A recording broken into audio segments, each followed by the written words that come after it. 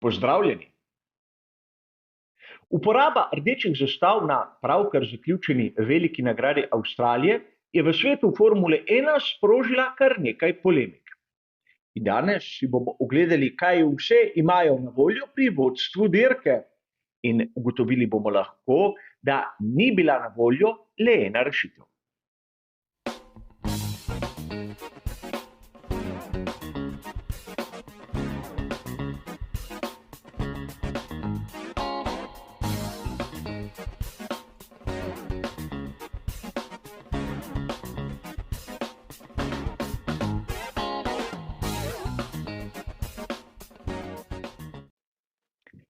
Vsakdo izmed nas ima lahko na dogodke iz pretekle velike nagrade Avstralije svoj oseben določen pogled.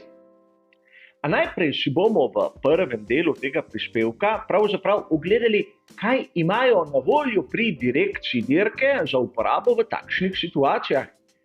In videli bomo, da rdeča zastava je pravzaprav tisto skrajno, kar lahko direktor dirke rabi. A da ne bomo preveč dolgočasni, da se ne bomo izgubljali v nekih pravilnikih, sem tu pripravil 3 članke, kateri nam opisujejo na primer uporabo zastav v raznih priložnostih in gre za dokaj sveže objave. Namreč, ukolikor koga zanima, dobi bližnjice v samem opisu, ampak gre za članek, ki je bil najprej objavljen na spletnem portalu Sportskida 6. decembra 2021, motorsport.com 16. marca 2022 in Planet F1 7. januarja 2023. Torej, vidimo sveže zadeve, ki nekako postavljajo zadeve v čisto drugačno luč. Namreč v Formuli 1 še zmeraj obstaja tista rumena zastava, o kateri se mnogokrat govori, ko voznik ne spoštuje seveda določenih pogojev, ki jih ta signal zapoveduje. In rumena zastava pomeni, da je na progi oziroma ob njej nevarnost. Seveda obstaja enojna in dvojna rumena zastava. Enojna oziroma tista enostavna pomeni, da ob progi, na primer na izletni coni, je nekaj, kar bi lahko pomenilo nevarnost za samega voznika. To zapoveduje znižanje hitrosti in seveda pozorno vožnjo v tistem delu proge, kjer je pač ta zastava izobešena. Nato sledi zelena zastava, kar pomeni konec nevarnosti in voznik lahko s polno hitrostjo odpelje naprej. Če je ta nevarnost nekako bližje progi ali celo na sami progi, tako pravijo pravila, se uporablja dvojna rumena zastava. In seveda pri dvojni rumeni zastavi veljajo vsi pogoji kot pri enojni, le da mora voznik še bolj znižati hitrost in biti pripravljen na to, da se tudi zaustavi. In seveda, že tu smo videli, da z uporabo rumenih zastav se lahko doseže marsikaj. Ampak marsikdo bo dejal, to v dani situaciji ni bilo dovolj. Zato v svetu Formule 1 imamo tudi varnostni in virtualni varnostni avtomobil, ki sta 2 različna inštrumenta, ampak pomagata prav v takih primerih. Naprimer, varnostni avtomobil je namenjen temu, da delavci, ki so ob progi, lahko varno stopijo na asfaltno površino in odstranijo ovire, počistijo razbitine in še bi lahko naštevali. Zakaj je to tako pomembno poudariti? Ker varnostni avtomobil nevtralizira zaostanke med raznimi vozniki, jih zgosti v skupino in v tej skupini, ki je sorazmerno kratka, se kolona vozi po progi. To pomeni, na tistem mestu, kjer se nahaja potencialna nevarnost, je pauza, na primer 3, 4, 5 minut, ko lahko vozniki so na asfaltni površini, kajti bolidi Formule 1 se nahajajo takrat na drugem delu proge. In seveda, ko pridejo naokrog, se varnostniki odmaknejo, kolona gre ponovno mimo in seveda nato se vaja ponovi.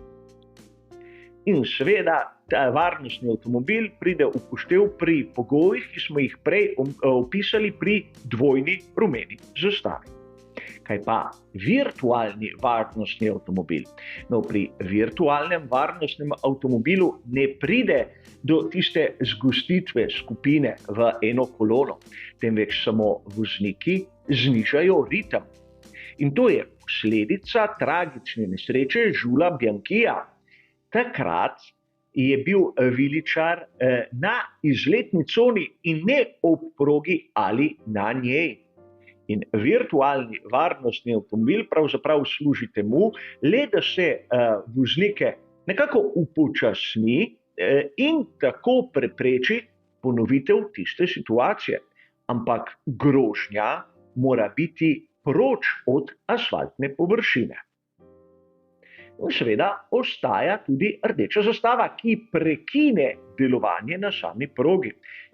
In rdečo zastavo lahko uporabljamo v mnogih primerih, naprimer slabega vremena, kar smo videli v sezoni 2021 na tistem dogodku vezanem k veliki nagradi Belgije. Po drugi strani so tu lahko tudi slabi varnostni pogoji. Naprimer, v primeru, da kakšna zaščita na betonskih zidih ni pravilno nameščena ali da po nesreči je treba popraviti tiste strukture napravljene iz pneumatik in še bi lahko naštevati. Lahko gre za tiste primere, ko je potrebno reševati življenja. In seveda vsi mi se strinjamo, da nesreča, v kateri je bil udeležen Romain Grosjean na veliki nagradi Shakirija, je bila za rdečo zastavo. Ukolikor je na progi situacija takšna, da ni možno voziti mimo, seveda se izobesi rdečo zastavo. Ampak takšnih primerov v svetu Formule 1 je izjemno malo. In to nam da že nek vpogled, zakaj v različnih situacijah se lahko uporablja različne prijeme. A verjamem, vsakdo izmed nas ima svoj pogled na tisto, kar je bilo potrebno napraviti na veliki nagradi Avstralije. In nič ni napačnega. A tu bi rad poudaril nekaj. Jaz lahko mislim tako, vi lahko mislite drugače. Ampak kakšno mnenje imajo oni, ki so bili v danem trenutku na progi in pravzaprav so bili edini, ki so tvegali, in govorim o voznikih, ki so bili udeleženi v veliki nagradi Avstralije. Na italijanski verziji spletnega portala motosport.com smo lahko 2. aprila prebrali tudi to. Že pri tisti nesreči, kjer smo videli prvo rdečo zastavo, je nekako med mnogimi navdušenci povzročila malce to, da so začeli vihati z nosovi, kajti ni bila nujno potrebna, ampak dobro, povejmo, da tam uporaba ni bila toliko sporna.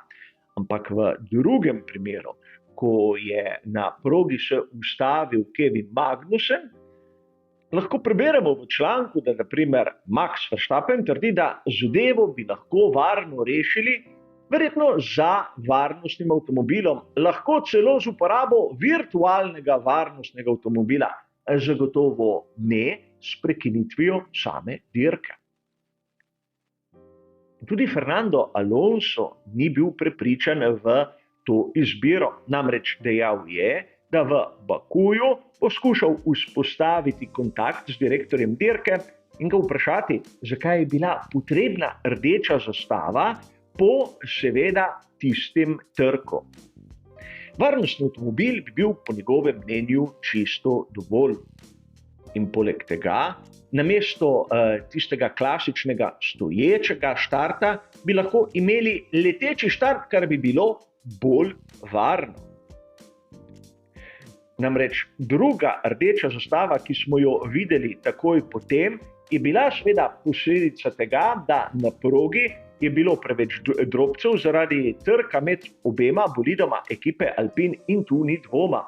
Ampak zakaj vztrajati, je še zmeraj vprašanje. In tu moram dodati še svoje videnje.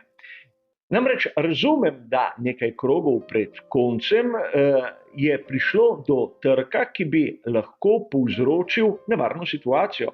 Zato smo slišali mnenje voznikov, da z varnostnim avtomobilom bi lahko zadevo rešili. Ampak to bi pomenilo neizogibno zaključek dirke za varnostnim avtomobilom.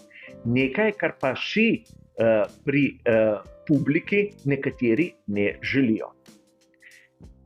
In direktor dirke je tu verjetno podlegel tem željam. In zgodilo se je nekaj, kar je potencialno izjemno nevarno, namreč direktor dirke mora skrbeti za varnost. Režiser dirke mora skrbeti pa za to, da se na progi nekaj dogaja. A če tu se zopet obdrgnem od Fernanda Alonsa, bi rad pripomnil, da Alonso je dejal, da na sami veliki nagradi Avstralije je bilo dovolj zanimivih dogodkov, da ni bilo potrebno jih ustvarjati še v zadnjih minutah. A pustimo sedaj to. Namreč videli smo, da Nils Vujtić v tem primeru je imel kar nekaj učinkovitih orodij na razpolago, izbral je pa tiste, ki so bile, po mojem videnju, najmanj primerne in konec koncev nevarne. Zakaj nevarne? S tem, ko je prekinil dirko v zadnjih krogih in govorimo o drugi prekinitvi po nesreči Kevina Magnusena, je izničil zaostanke med vozniki. In seveda, s tem, ko smo imeli klasični stoječi štart, je dal tistim počasnejšim možnost napada na one hitrejše. Ukolikor bi jim na štartu uspelo pridobiti mesto ali dve, bi ga lahko skušali v tistih 2 krogih zadržati in pripeljati domov enkraten rezultat. Seveda, vsi mi razumemo, da vozniki so to priložnost zgrabili.